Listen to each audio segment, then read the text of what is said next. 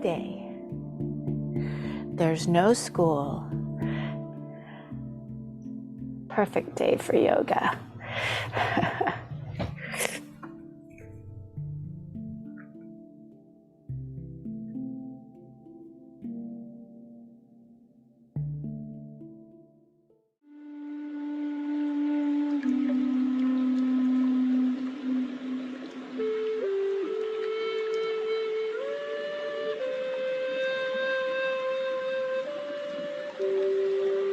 So this is from my mindfulness teacher, Shamash Aladina. He rewrote this ancient story, and he calls it the cosmic joke of non-dual existence, or a tale of waves and oceans and wisdom. So, once upon a time, in a vast ocean, lived a little wave. The wave had always felt like something was missing. She observed the other waves around her, rising and falling, crashing and subsiding. And yet she wondered, is this all there is? One day, the wave heard whispers, currents, about an ancient wave named Wisdom, who held the secrets of the ocean. Filled with intrigue, the little wave ventured far and wide until she found Wisdom calmly rippling near a coral reef. "Ah, you must be the little wave," said Wisdom, as if expecting her. "I sense you're searching for something more." "How did you know?" asked the little wave. "In the ocean, the currents tell more tales than you'd think," Wisdom replied. The little wave eagerly shared her yearnings and asked, "What's the secret of this existence? What are we waves doing here?" Wisdom took a deep breath, the sort of breath that tides take when turning. "Have you ever questioned what you're made of, little wave?" "Well, water, I presume." "Ah, exactly," Wisdom exclaimed. "And what's the ocean made of?" "Well, water as well, but what's your point?" "Don't you see? You're not just a wave. You're the ocean expressing itself as a wave. You've created this distinction. You've created it, this duality between you and the ocean. But in reality, you are one and the same." Confusion swirled in the little wave's mind like a whirlpool. "So I'm the ocean? But then why do I feel so separate?" Wisdom sighed, the sort of sigh oceans give when a storm has passed. "It's the cosmic joke, my dear one. We create the notion of self and other, as if we're individual actors on this grand stage. But it's all a play, and the ocean is both the playwright and the stage." The little wave felt both puzzled and enlightened, as if a fog had lifted. But the path ahead was yet unclear. "So what should I do with this knowledge?" Wisdom chuckled, a sound like gentle waves lapping on the shore. "That's the beauty. There's nothing you should do. You're already doing it. Just be. Be the wave that you are. And know that you're also the ocean. It's all just a cosmic play, unfolding for the sheer joy of it. Even when we crash? Even when we dissolve?" Little wave asked. "Especially then," said Wisdom. "Crashing and dissolving are also expression of the ocean's play. Just think, without the lows, how would you recognize the highs? It's all an eternal dance of form and formlessness. As the sun dipped below the horizon, painting the sky in hues of orange and purple, Little Wave felt an immense sense of relief and even joy. She realized that she wasn't lost. She was exactly where she needed to be. Neither just a wave nor solely the ocean, but both, inseparable in their existence. And so Little Wave returned to her part of the ocean, sharing what she had learned. Some waves listened intently. Others shrugged it off as mystic nonsense.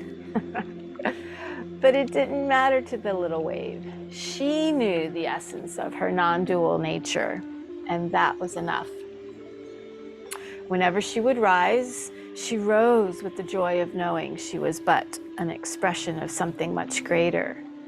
And whenever she would crash, she would laugh, a sound like rolling thunder under the sea, realizing that even in dissolution, she was participating in the cosmic joke, the cosmic play of existence.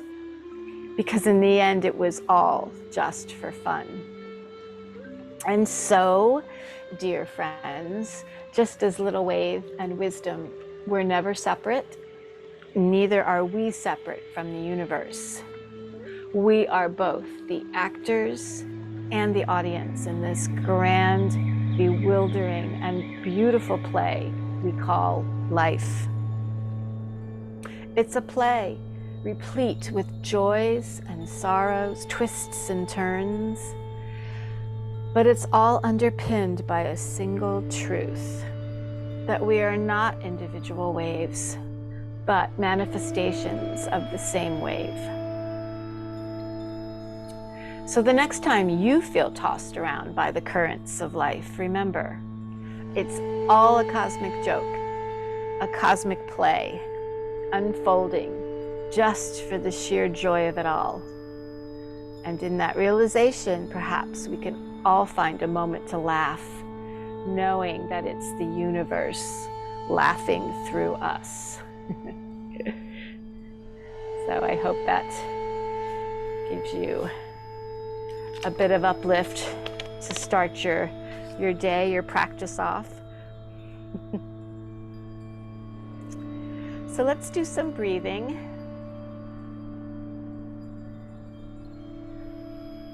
We're going to sit. We want to do some Kabbalah body breathing. I've been doing these all for the last several weeks. Let's think of our breath practice here as being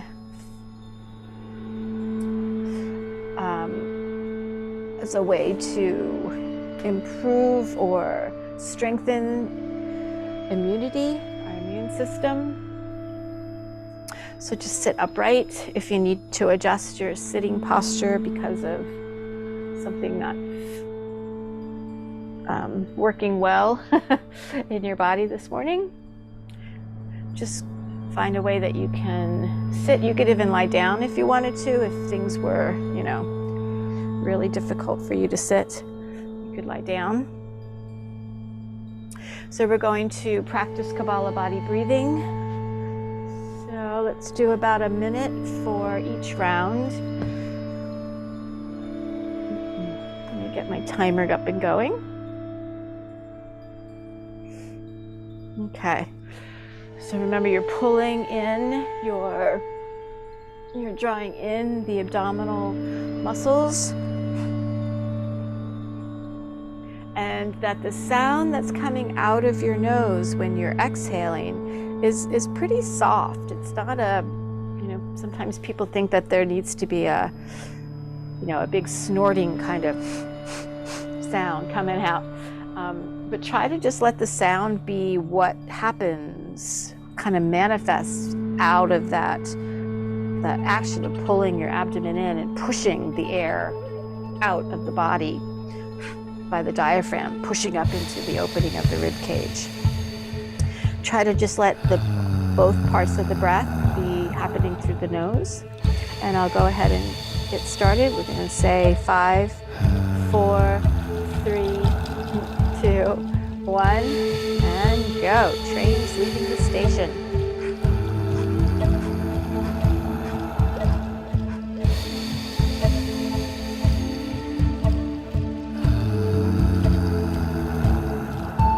Try to let the belly relax between the breaths. And you might connect with the action that it's like a pumping sensation. You can pull the pelvic floor up, hold it the whole time.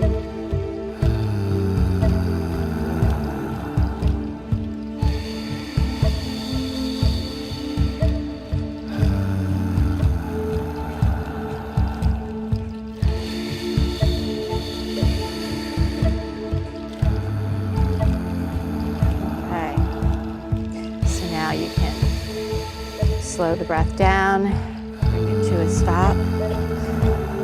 Take a break, pause. Just rest. Close your eyes even.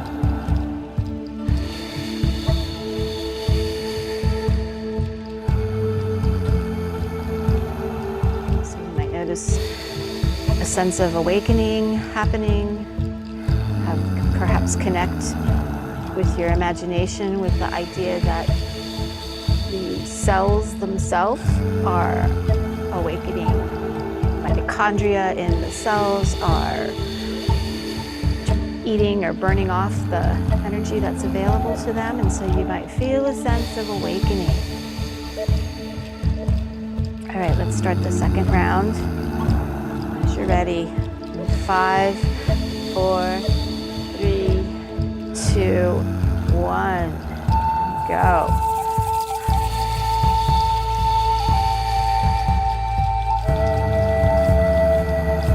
You can challenge yourself and go a little faster.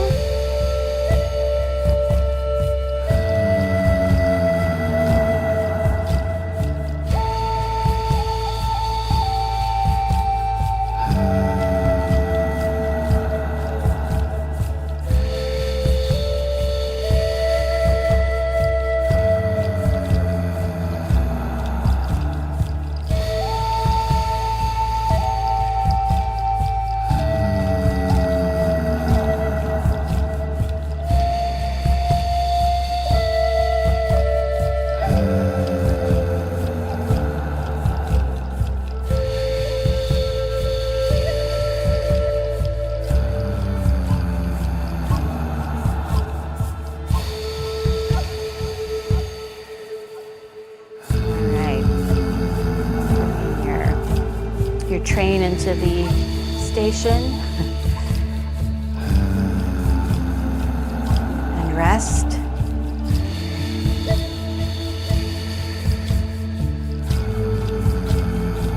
Notice if the skull is shining yet.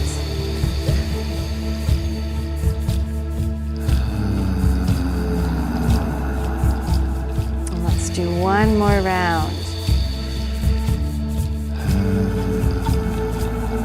Ready. 5, 4, 3, 2, 1, go.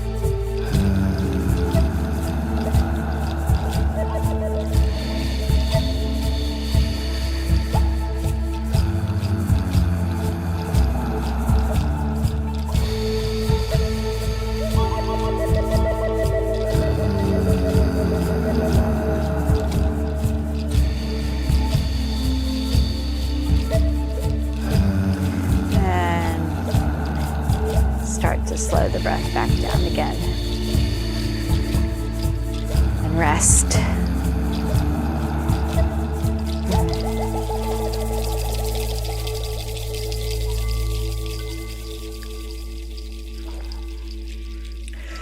So let's do a gentle twist. Even if you're sitting up in a chair or if you're lying on the floor, you can move your legs over to one side or the other just to relax, release the back.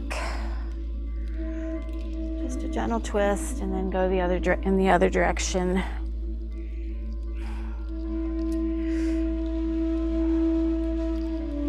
All right, so now let's practice some alternate nostril breath. So we've been playing with this alternate nostril breath now, using the idea incorporating the idea of a right brain, left brain, yoga for the brain kind of movement. And then the idea too that you can be thinking about inhaling up all the way up from the base of the body, thinking about the breath kind of even spiraling up the spine as you're actually inhaling through one nostril or the other, and then moving up from one nostril up into the opposite side of the head as you're kind of track with your eyes and look up that way.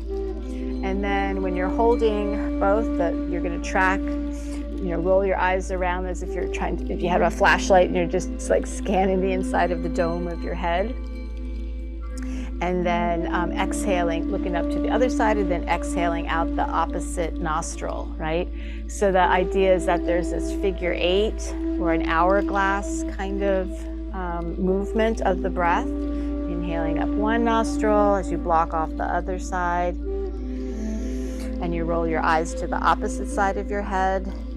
And then scan over to the second side with your eyes. And then exhaling, open up the second side, right? So you have that idea going, and there's a lot going on there, so you can play with this, but generally it's like that figure 8. So let's go ahead and we'll do this for about 12 breaths, end of 12 breaths. So go ahead and start inhaling through one side, and just let each breath be as long and in an easy way. So you're not trying to get in as much air, pack it in as possible. Just take an inhalation, roll the eyes over, scan, and then let the exhalation easily empty out, just sort of a tumbling out of the breath.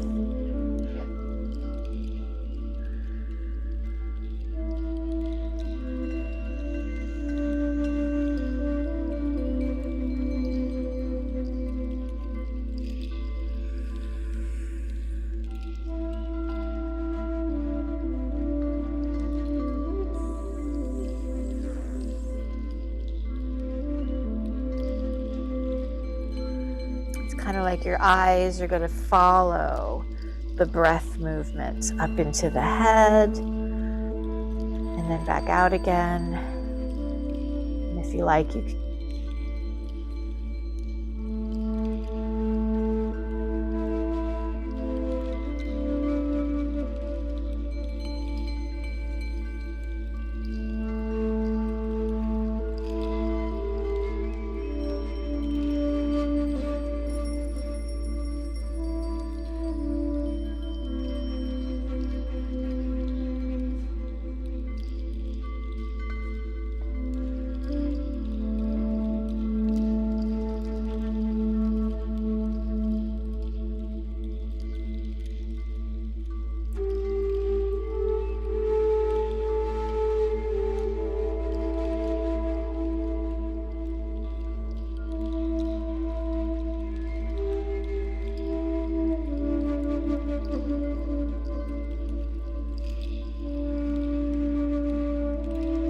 Raja Chowdhury says that when you roll your eyes up in to look from one side of the head and around to the other, you might feel like an odd discomfort. You might describe it as painful. And he says that when you've experienced that, you need to experience it in order for it to go away. So it's something that can be eventually eliminated.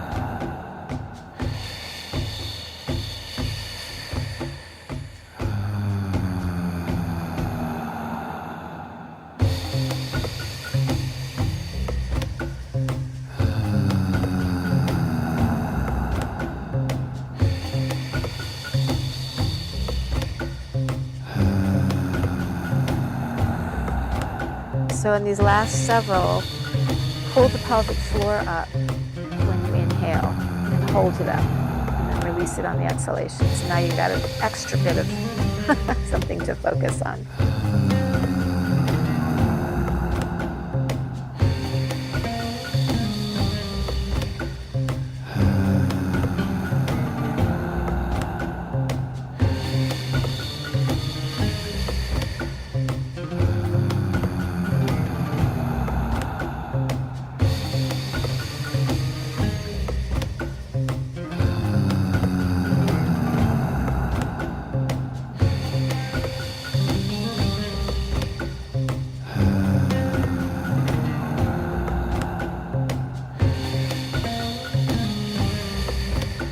You can finish your last one now.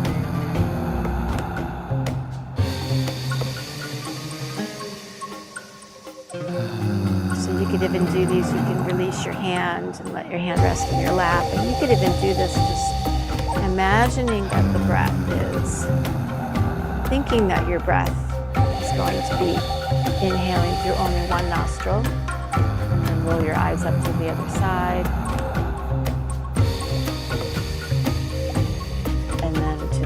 Exhaling out, roll your eyes.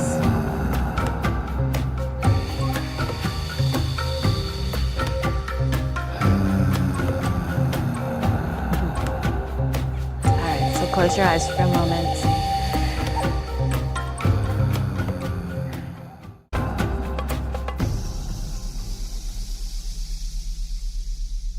So just pay attention to what you're experiencing. Thinking. Thinking is the way that we imagine what isn't here. So bringing into your practice now some state of being that you would like to be experiencing. Laughter, laughter of that wave, joy, peacefulness, connection, generosity, a feeling of being whole, healthy.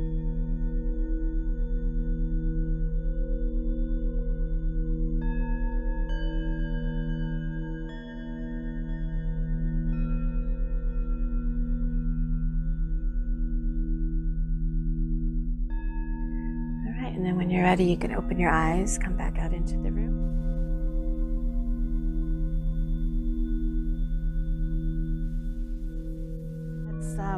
Let's open the back first so you can get your bolster and drape your legs over the bolster for the turtle. Kuramasan.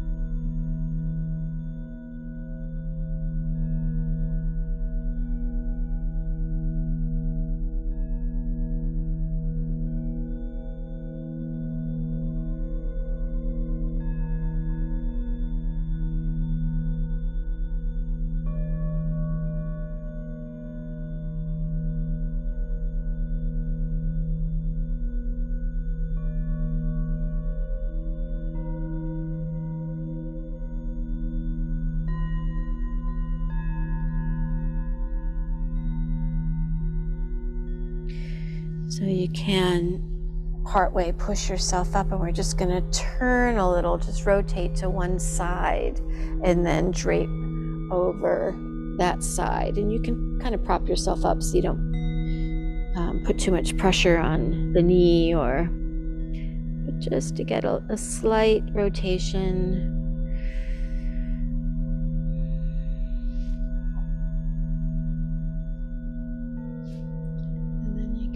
Back to the center and then go to the other side. Again, a slight rotation.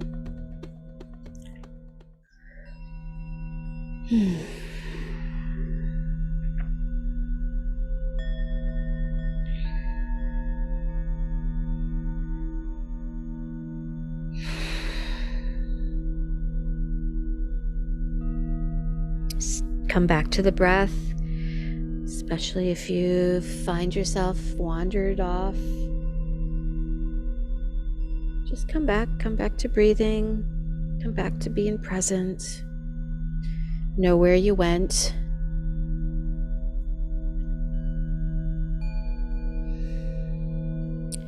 All right, then push yourself all the way up.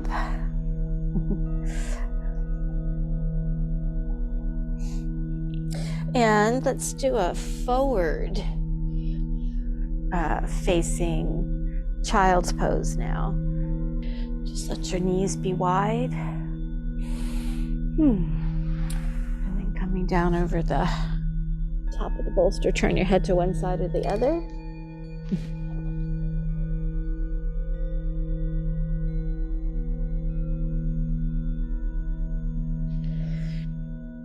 So just letting the hips and the pelvic bowl really drop. Feel a sense of the weightedness of the bones, the grounding action of you letting go of the bones, and then a sense too of the earth and how it holds on to you.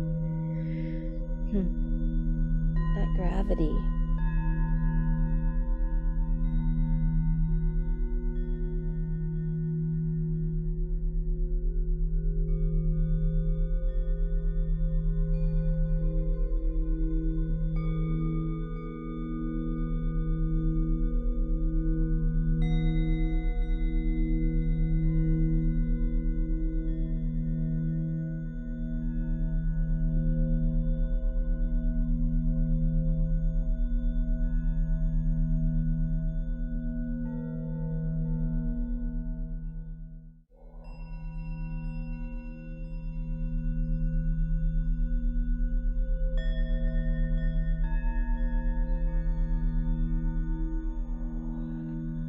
So you can take another breath here. We're going to push up just a little ways so that you can turn your head and rest on the other side of your face, the other temple.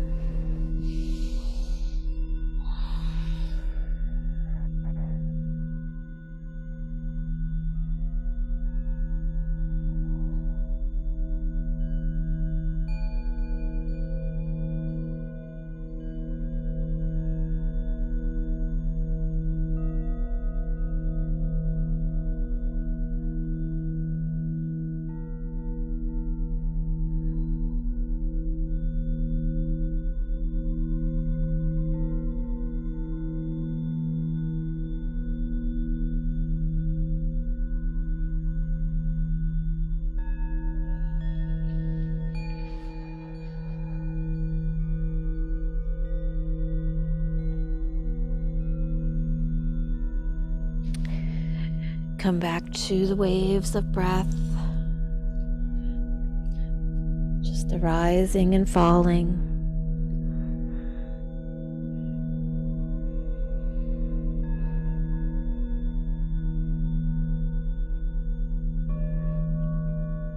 All right, then go ahead and push yourself up. All right, so let's come down to the mat. Just lie on your back, bend your knees, keep your feet on the floor, and slide one leg out and draw that knee, the bent knee, towards your chest, towards your heart. Actually, it's toward the armpit of that side. Notice that when you draw it towards you could go outside the body, you can release it and then draw it toward the kind of the floor on the outside of the body. And then you can release it and draw it towards the armpit. And then you can release it and draw it towards the chest. There'll be different sensations that are associated with each of those trajectories for the knee. You might prefer one or none. All right, so go ahead and put that leg down. So we're going to keep the heels, magnetize your feet, your heels to the floor. So slide the bent knee out, that leg, and slide the other foot in. Remember that those heel slides are good for your knees. Support the knees in their action, the way that they mechanically are supposed to move. Same with the hip flexors. So that now drawing your knee in toward those three stations again. So knee toward the floor on the outside of the, kind of like past the armpit. And then release, and then bring it in more towards the armpit.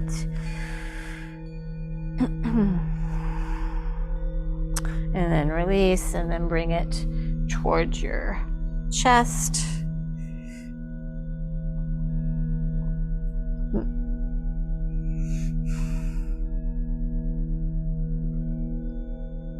And then release again, and then you can decide where you want to pick a place, pick a trajectory for your knee.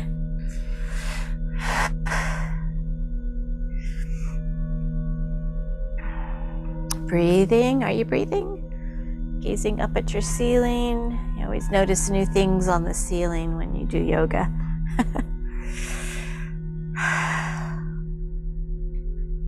All right, so then put that heel back down, and you're gonna slide your heels. Just do a few of them, just go back and forth, slide and slip and slide on the heels. Like you're pedaling, but your heels are on the floor. Hi, Susie. Susie says, I want to slide my heels and wag my tail. Okay. So now we're going to do some through the hole stretching. So slide both heels back up, bending your knees, and you're going to cross let's cross the right leg over the left. Okay. And so this, depending on how tight your hips are, this might be enough, right? You can imagine yourself reading the newspaper, sitting on a park bench, reading the newspaper, waiting for the bus.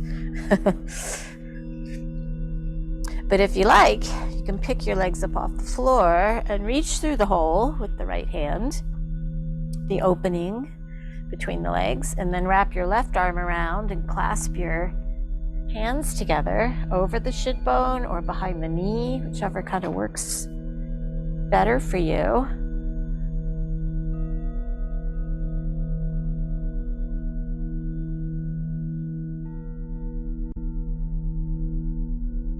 And if you're really looking to increase the intensity, you could wrap both of your arms around and kind of draw. It's like you're folding yourself in half, hugging the legs in. But try to relax your back toward the floor. So remember, this isn't for the back necessarily. So if you're just feeling this in your lower back, back up a little bit. You've gone too far. You want to be feeling this in those hip rotators. So this is the back of your legs, outer thighs, the butt muscles, the glutes. You might also notice.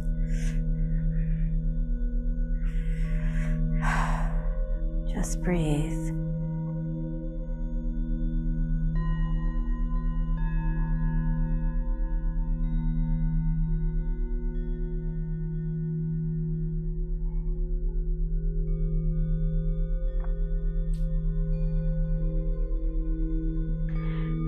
right. Oh.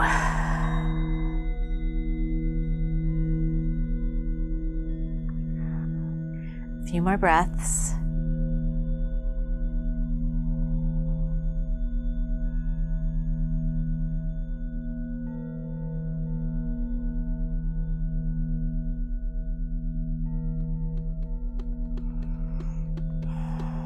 And then you can release your legs, put both feet back down.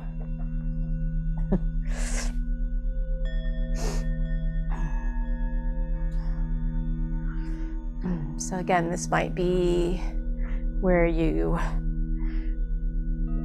stay, but if you like, you can pick up the legs, reach through the opening with the left hand this time and wrap the right one around.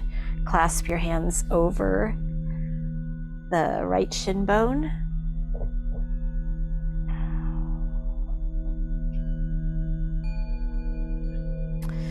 So some people say that you can increase the intensity somewhat when you press your foot into the air, like the left foot, as if you were pressing the foot into like the clutch, or I guess it would be the clutch, yeah. Since it's the left foot. Or I guess maybe if we were in England, would they? Yeah, maybe. Are the pedals reverse?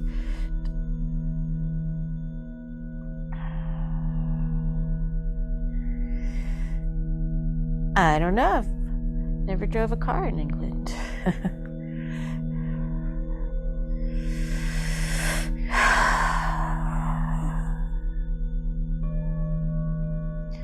Just breathe. And again, if you want to increase the intensity, you can try to fold yourself in half a bit more and really hug your legs in.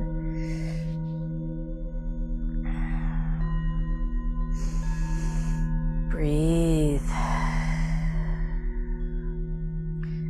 Catch yourself holding your breath. Breathe. Exhale.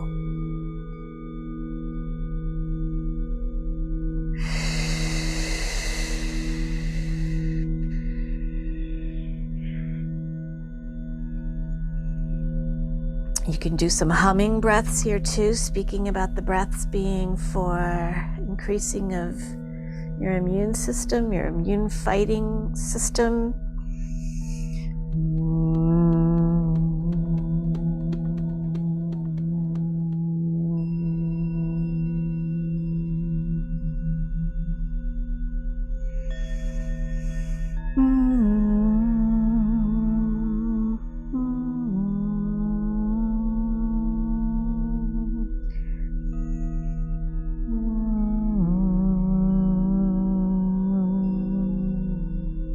One more breath, humming if you like.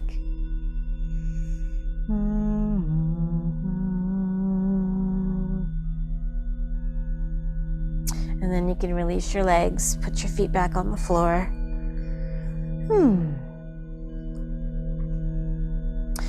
And so now take your feet together, soles of the feet together, and we're going to drop the knees outward, open them outward, but keep pressing the soles, or the soles of the feet together.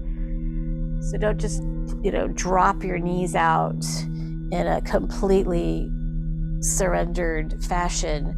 Press the feet together so that the inner thighs, everything's working in your lower legs and your glutes. You could even squeeze your glute muscles. Squeeze your hands into fists, fists. And then as you're pressing the soles of the feet together, then bring the knees together now.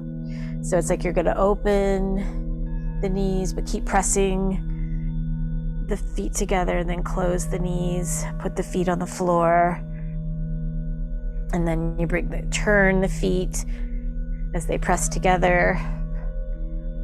Opening the knees out, and just keep going back and forth. So you shouldn't need a prop here because your legs are going to be very active. You're not going to just be you're not going to be focusing on the flexibility here, but more the mechanical movement.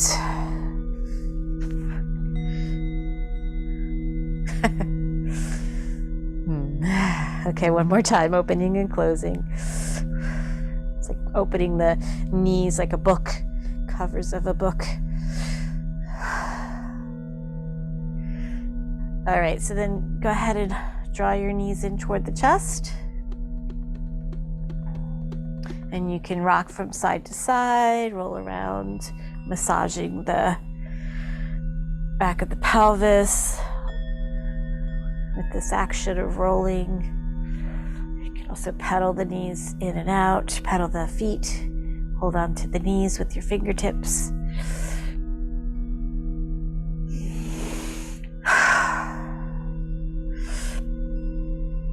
All right, so now put your left foot back on the floor and take your right and cross it like you were going to do the through the hole stretch. Yeah? And hold on to your right foot with your left hand. So it's going to cross over the thigh, hold on to the foot or hold on to the ankle, you know, wherever you can, hold on to the right leg so it doesn't slide away, because you're going to straighten your left leg all the way down to the floor. And so then as you do as you straighten the left leg, you can take the right knee down, point it away from you. It might stick up kind of up in the air a little bit. That's okay. But hold on to the foot so your foot doesn't slide down your thigh.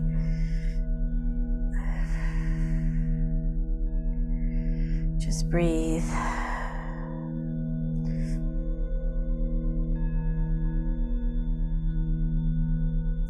So if it's too hard for you to straighten the leg, you could also keep the foot, the knee bent, the foot on the floor, and still kind of be releasing the right knee away, pointed toward the end of the mat.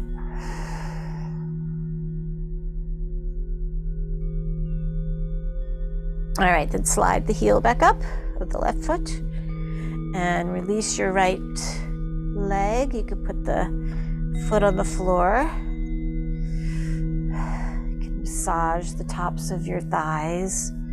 Just kind of cup your hands with the thumb on the inside, fingers on the outside, and just massage the upper thighs. Give them a little squeeze, go gently. Give it, kind of roll the thighs around the femurs. That's like a treat right there in itself. Okay, so we have to go do the left leg now. Bend the left knee, hold on to the foot, and then slide your right leg back out. So the right leg is straight now, the left knee is bent, and you're holding on to the foot so it doesn't get away from you. Pointing the knee or dropping the knee, left knee. Breathe.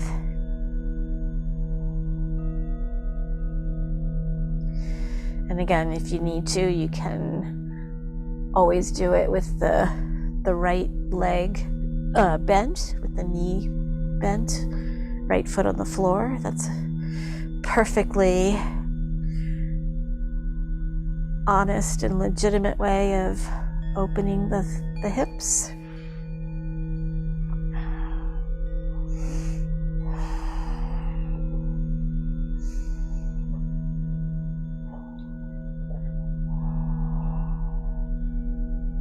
Thank you.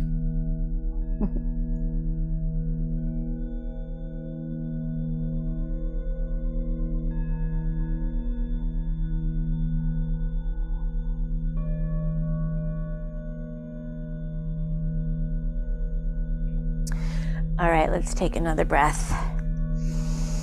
And slide your right foot up, bending the knee. And you can release your left foot, feet to the floor. And so you can either roll to your side or you can do the crisscross applesauce in the air with your legs. Grab a hold of the sides of your feet. And draw the legs, feet over the head and start to rock until bloop, you can sit up. That was fun. Yeah? What do you think? What should we do next? Susie says back bends. No, we were going to do them anyways. So get a bolster.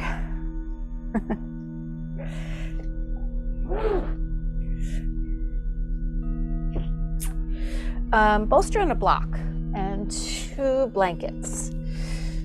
Or I suppose you could use a pillow too, that would work. Well, here, I won't confuse the issue. So you're gonna put a block on the floor and put the bolster over the block. And then get 2 blankets. Or if you're rolling up more than 2 blankets under your legs, then just get whatever the prop height is that you've been using. But if 1 blanket per leg is good enough, then grab that.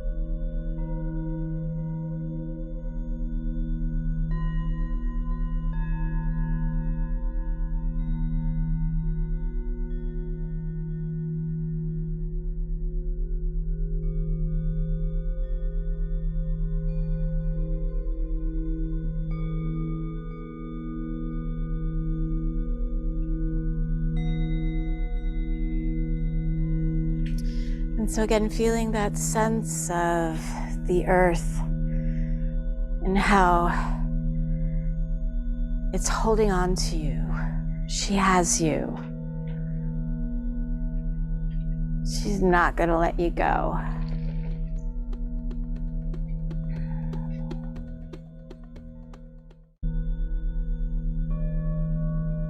And so with that knowledge, then letting yourself go, release into the supports, into the bolster, onto the floor.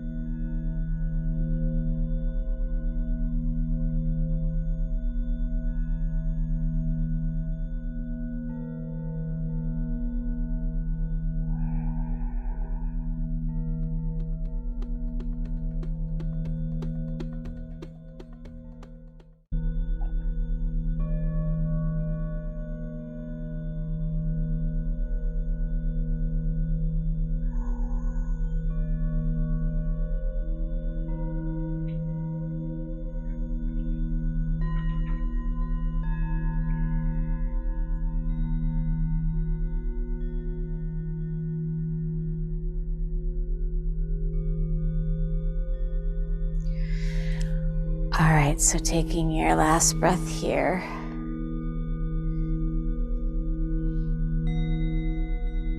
You can press the soles of your feet together and draw the knees together.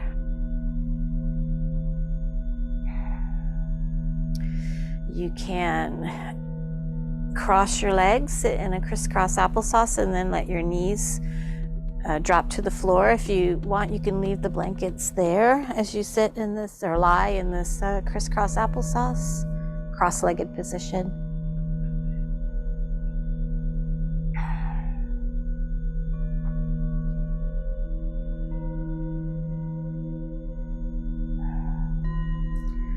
And then take your hands to your outer thighs, draw your knees together, and take your hands to the floor to push yourself up. Okay, so let's get into some downward dog action. You can keep your bolster close by. Let's come up onto hands and knees.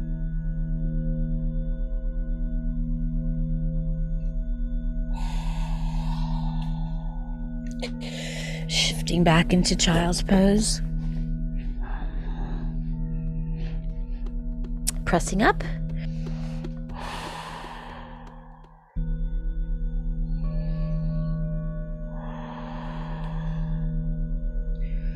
And checking in.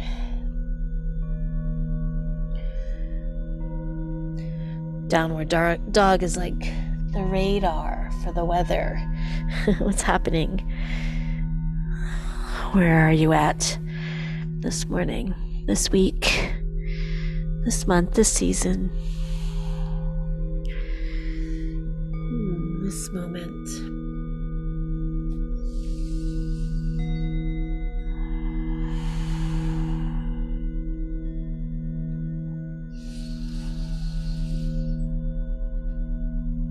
Reinvigorating the lift, press the palms, lift up.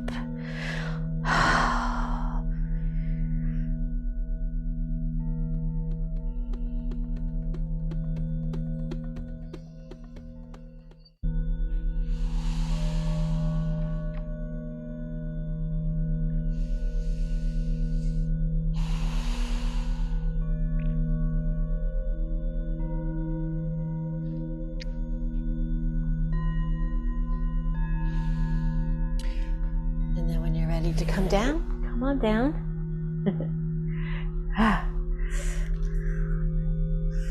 And let's twist.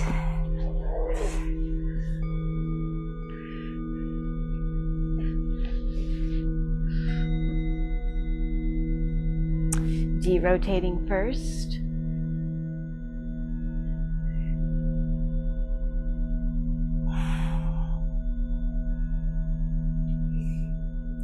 And then when you're ready, twist.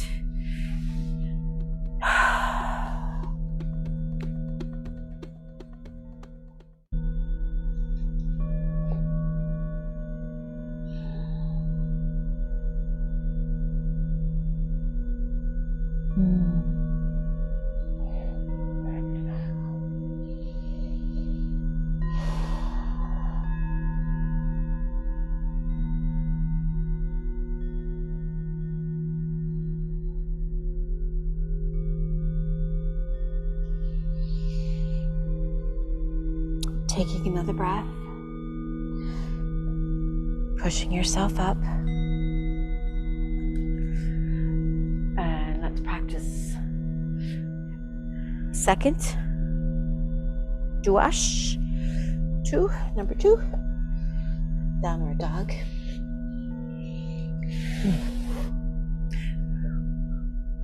So if you like, if you can take your top of your head to the to something, to the bolster. A bolster works. Bolster in a block.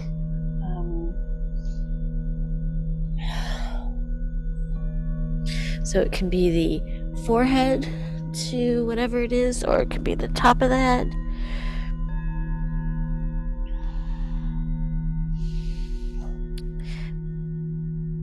But if your head is just too far away, worry about it. You don't need to add that on.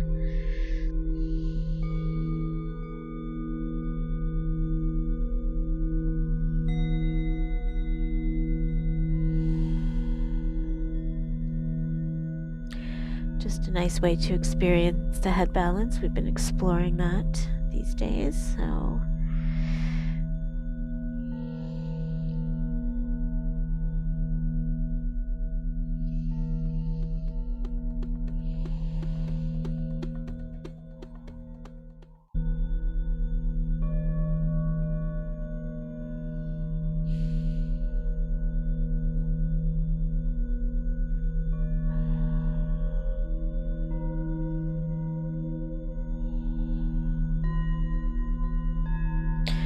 and you can take your last breath or two when you're ready to come down to rest and twist.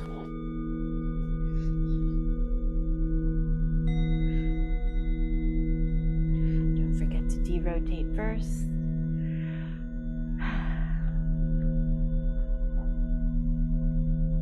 And spin.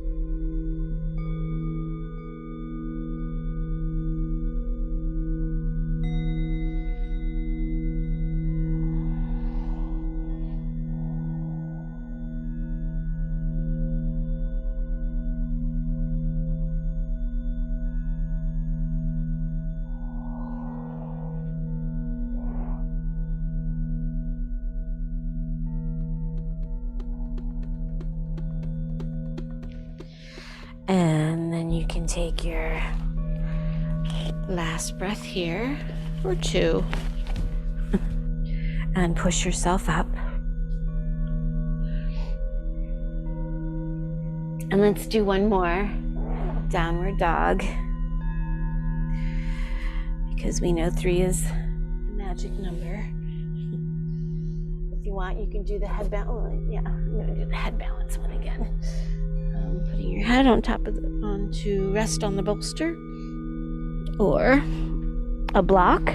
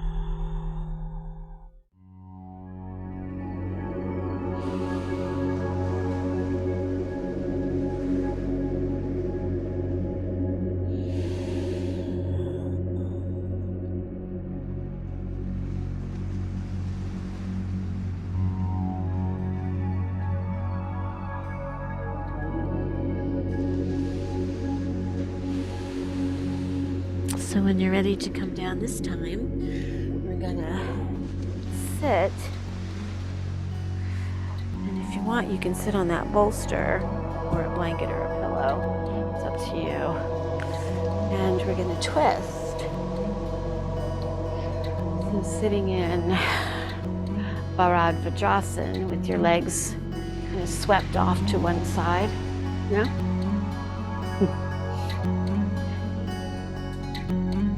And then your blocks can help you to rotate. So if your legs are sweeping off to the right side, then you're going to rotate to the left.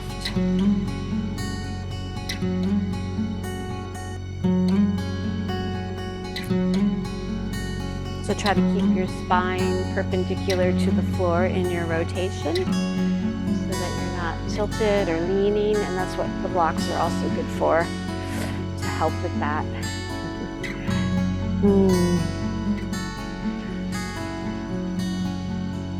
You can avoid jamming your back shoulder.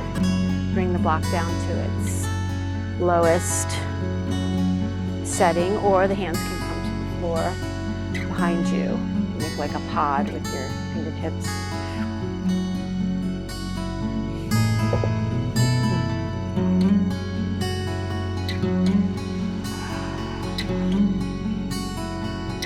And again, feel that sense of the pelvis being weighted and dropping. Dropping heavy. A sense of that, the density of like a bowling ball. You know, the way if you were to drop a bowling ball, that's what your pelvis is like. Just drop it.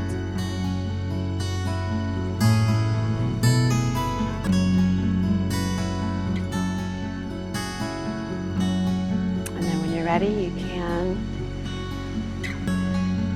de-rotate, come back to front and center, and then just lean to the side to release your legs. And then you're going to bring them over to the other side. Sit demurely on this side.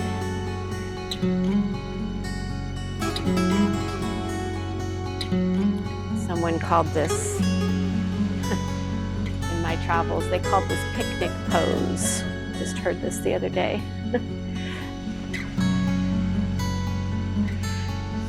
De-rotation again, or a rotation.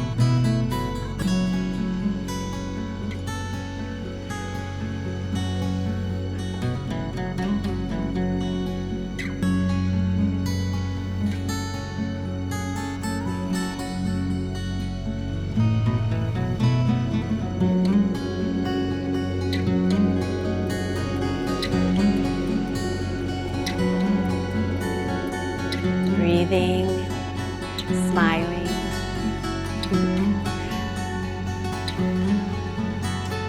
All right, 2 more breaths.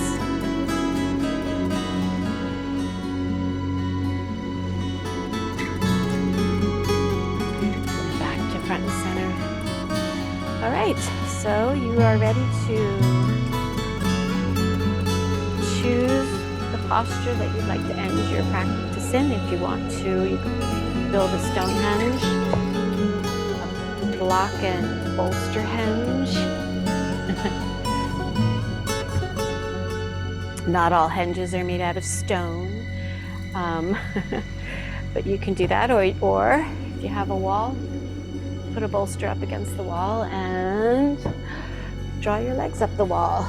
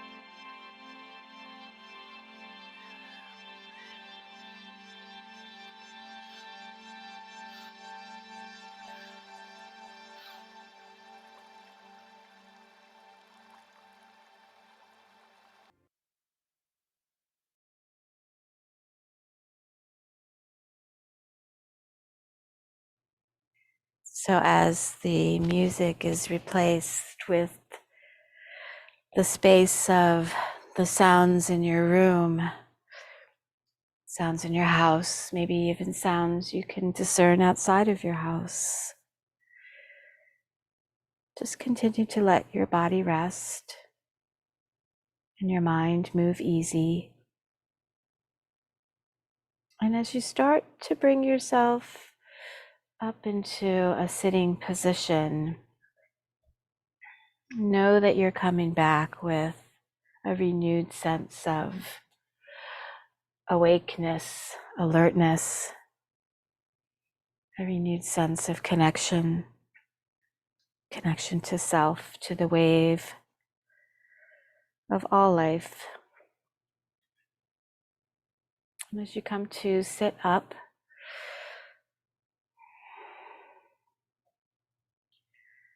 you can bring your palms together in front of your heart and bow your head to honor yourself.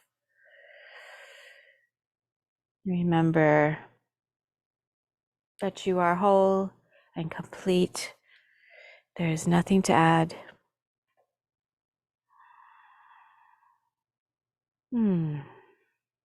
Namaste.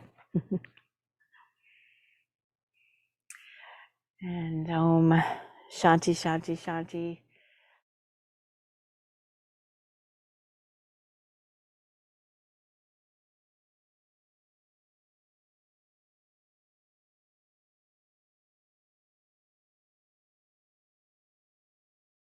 Reminded us that